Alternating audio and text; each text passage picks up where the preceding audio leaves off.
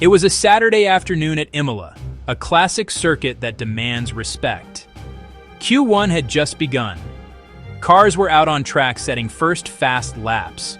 You want a solid time in the bank early, in case the weather changes, or a red flag stops the session. Yuki Tsunoda in his Red Bull RB21 was on an early flying lap. He was pushing for every thousandth of a second.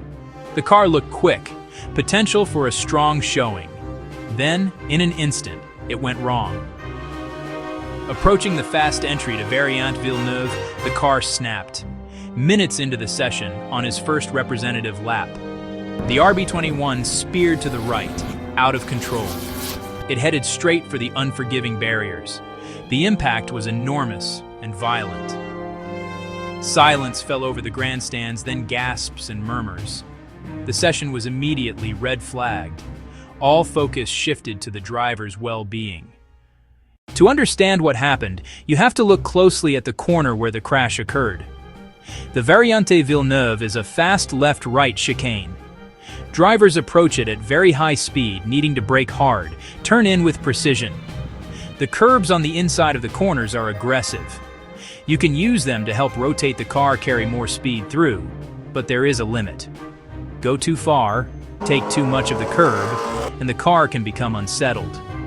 The floor of a modern Formula One car is incredibly sensitive, and a sudden jolt can cause a massive and instantaneous loss of downforce.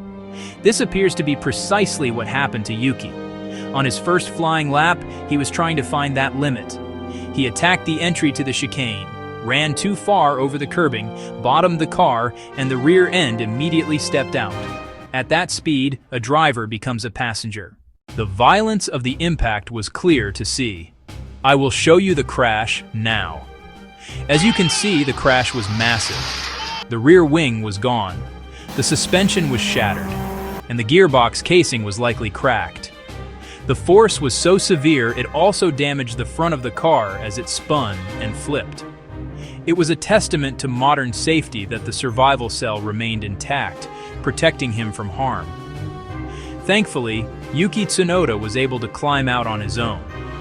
This is always the most welcome sight after a big accident. He was taken to the medical center for a routine checkup. The doctors gave him a thorough exam and cleared him. No injuries. While his body was fine, the emotional impact was clear. The nearby grandstand gave him a round of applause. The crash halted Q1 for everyone. Crews cleared the track and recovered the car. Only once safe did qualifying resume. But for Tsunoda, his Saturday fight was already over. The cost of one misjudgment was already immense. The driver's honest reckoning. In interviews, Yuki was incredibly hard on himself. There were no excuses, no attempts to blame the car or the track conditions. He called it a stupid mistake and took full responsibility. He explained he was simply pushing too hard, trying to extract too much, too early. He felt the car was performing well, with potential for a good result, which only made him feel worse about the error. His raw honesty was striking. You could hear the frustration and disappointment in his voice. He described the feeling of putting himself into the wall and the massive amount of work he had created for his mechanics. He acknowledged it was unnecessary in early Q1. The goal then is to bank a lap, not set ultimate pace.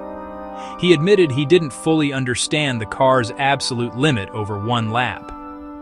Race trim feels very different to low-fuel qualifying. Publicly owning the mistake is the first step to ensuring it doesn't happen again.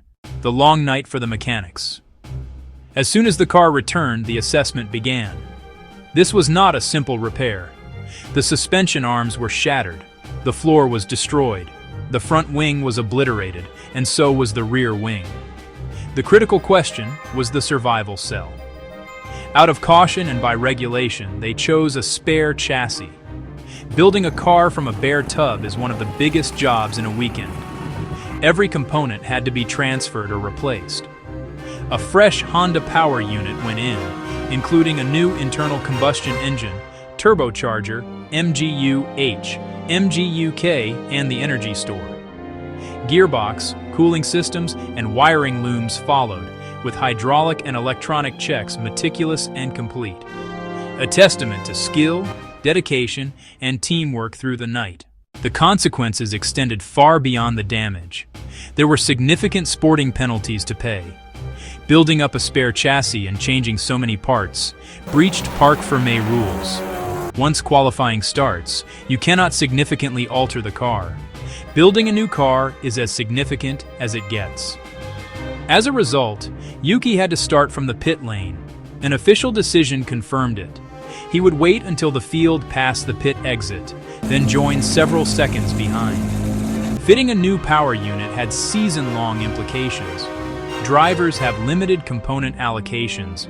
He was already on his third early in the year, increasing the chance of future grid penalties. The ripple effect could last weeks, even months. Immediately, he was classified last in Q1, losing the chance to show the car's speed. For a young driver, it's a major blow.